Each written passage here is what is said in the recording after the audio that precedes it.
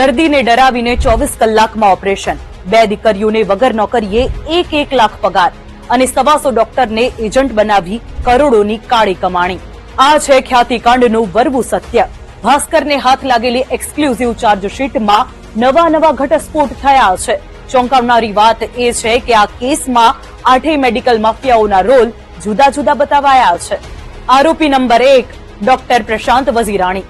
હેમ portal પર register ન હોવા છતાં ખ્યાતિ હોસ્પિટલમાં વિઝિટિંગ ડોક્ટર હતો અને મંજૂરી વગર એન્જિયોગ્રાફી અને એન્જિયોપ્લાસ્ટી કરતો.